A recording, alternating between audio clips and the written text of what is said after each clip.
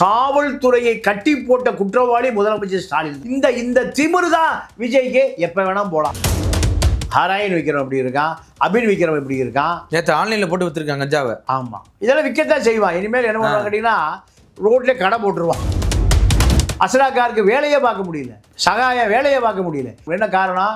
Setup Chellappa வேலையை பார்க்கணும்.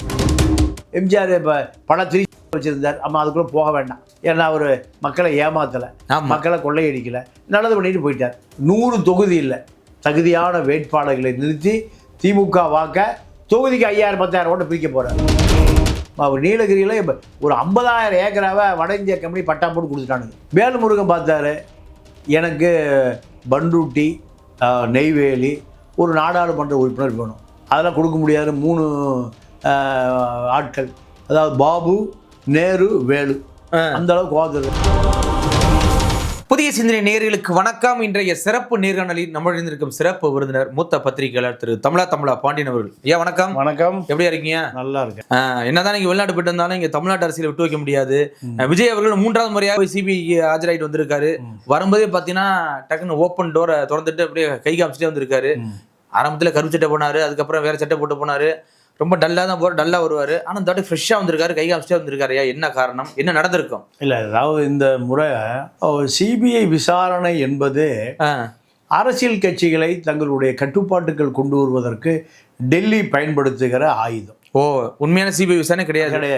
நீங்கள் அமலாக்கத்துறை, வருமான வரித்துறை, அந்நிய செலாவணி மோசடித்துறை, இது எல்லாமே அரசியலுக்கு கூட்டு வைத்து கொள்வதற்கும் கூட்டு பிரிப்பதற்குமான யுக்தி தான். இப்போது கரூர் சம்பவம் நடந்து ஏறக்குறைய பல மாதம் ஆச்சு. ஆமாம், பல மாதமாக மாநில அரசு இதுவரை எந்த வழக்கும் பதிவு செய்யாமல், கைது செய்யாமல், குற்றப்பத்திரிகை தாக்கல் செய்யாமல் இவ்வளவு காலம் நீடிப்பதற்கு பின்னால் ஒரு அரசியல். கண்டிப்பாக. சாதாரண அப்பாவி சுப்பாவி குப்பன் சுப்பன் இது போன்று ஒரு நிகழ்ச்சி நடந்திருந்தால் முதல்ல சிஎஸ்ஆர் போட்டிருப்பாங்க, ஆமாம், அப்புறம் எஃப்ஐஆர் போட்டிருப்பாங்க, அப்புறம் சார்ஜ்ஷீட் போட்டிருப்பாங்க. குற்றவாளி 5 பேர் கைது செய்யப்பட்டு சிறையில் அடைக்கப்பட்டிருப்பான். 90 நாள் கழித்து ஜாமீனில் வந்திருப்பான். இப்படியெல்லாம் நடக்கும். ஆனால் விஜய் இப்போ என்ன சொல்கிறாருன்னா, நான் சாட்சி தாங்கிறார். அப்போது குற்றம் செய்தது யாரு? மக்கள் குற்றம் செஞ்சு அவனே செத்து போயிட்டானா? அவனே நெருக்கி செத்து போயிட்டானா? ஒரு நிறைய முட்டாள்கள் அப்படி நம்பிட்டு இருக்கான். விஜய் சாட்சியாமா? அப்போ விஜய் சாட்சினா யார் முக்கியம்? யார் குற்றவாளி? யாரு? யாரால நடந்துச்சு? யாரால் நடந்தது? விஜய் சாட்சி தாங்க. அவர் பாவங்க. இப்படி முட்டாள்களுக்கு பிறந்தவர்கள் முட்டாள்கள் இப்படியே சொல்லிட்டு இருக்கான். இப்போ என்ன காரணம்னா, குற்றவாளி யாருன்னு மாநில அரசு இதுவரைக்கும் கைது செய்யப்படவில்லை. ஆமாம். மத்திய அரசு என்ன நினைக்குது, மாநில அரசு என்ன நினைக்குதுன்னா, விஜயை அதாவது காவல்துறையை கட்டி போட்ட குற்றவாளி முதலமைச்சர் ஸ்டாலின் தான்.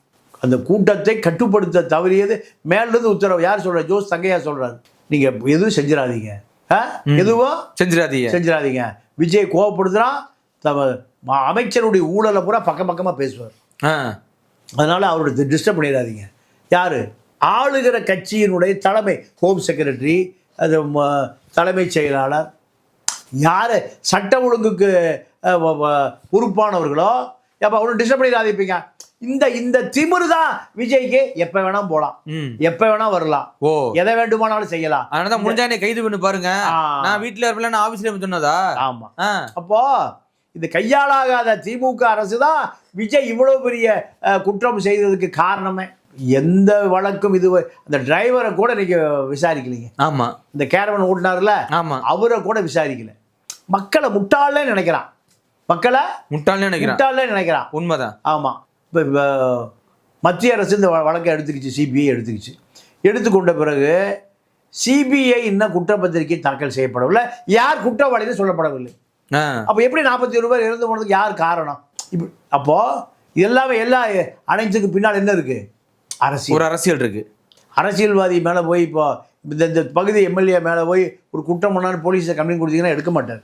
அவரு சட்டத்துக்கு அப்பாற்பட்டவர். ஆமா. வட்டச்செயலாளர் மேல புகார் கொடுத்தீங்கன்னா எடுக்க மாட்டார். அவர் சட்டத்துக்கு அப்பாற்பட்டவர். ஆமா, வண்டு முருகன். இப்படித்தான் இந்த திராவிட இயக்கம் வந்த பிறகு அத்தனையும் காவல் அதிகாரிகள் யாரும் வேலை செய்யறதே இல்லைங்க.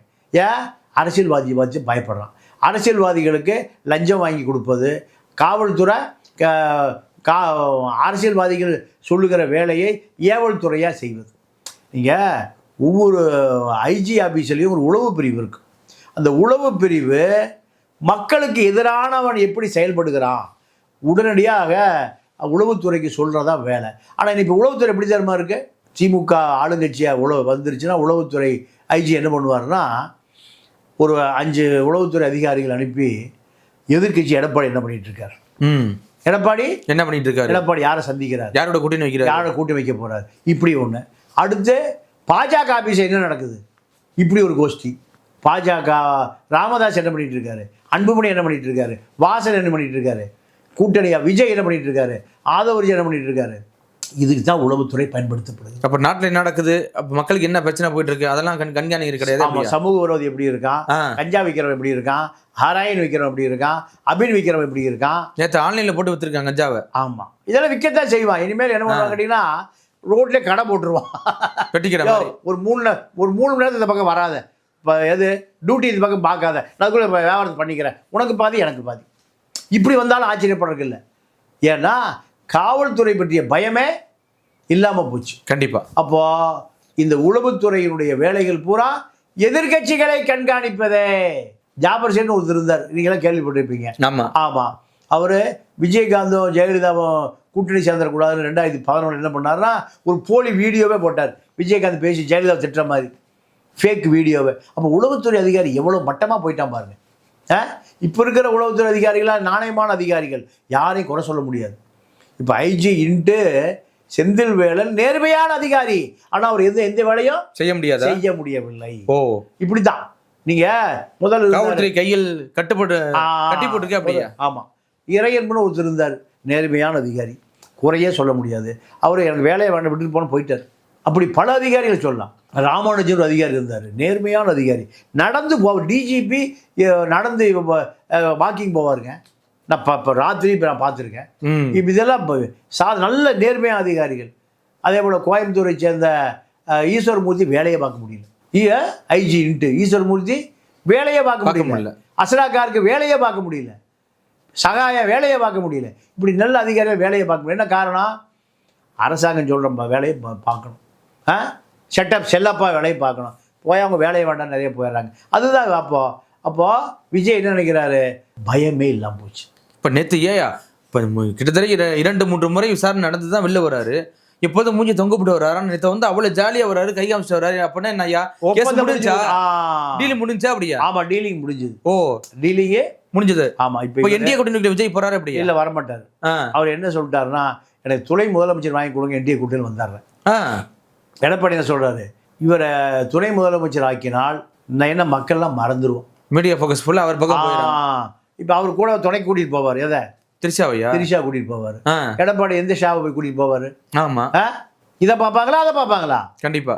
திரிஷாவும் விஜயும் போனா அண்ணன் வருகிறார், அண்ணி வருகிறார், குழுன்னு வர்றாங்கன்னு பார்ப்பான். எடப்பாடி வந்தால் யார் பார்ப்பான்? இந்த நிலைமை ஆகிப்போச்சு. இப்போ எம்ஜிஆர் காலத்தில் ஜெயலலிதா வரும். ஆமாம், எம்ஜிஆர் போக முடியாததுக்கு யார் அனுப்புவார்? ஜெயலலிதா அனுப்பிச்சிடுவார். அப்போது ஜெயலலிதா கொள்கை பரப்பு செயலாளர், பழைய திரிஷா. இன்னைக்கு திரிஷா, இந்த திரிஷா அது பழைய திரிஷா. அதுக்கு முந்தி பார்த்தீங்கன்னா எம்ஜிஆர் இப்போ பல திரிஷாக்களை வச்சுருந்தார். அம்மா அதுக்குள்ளே போக வேண்டாம், ஏன்னா அவர் மக்களை ஏமாத்தலை, மக்களை கொள்ளையடிக்கலை, நல்லது பண்ணிட்டு போயிட்டார். ஆனால் இப்போ கொள்ளையடிப்பதற்காகவே அரசியலுக்கு வர்றான் எல்லா பயிலுமே.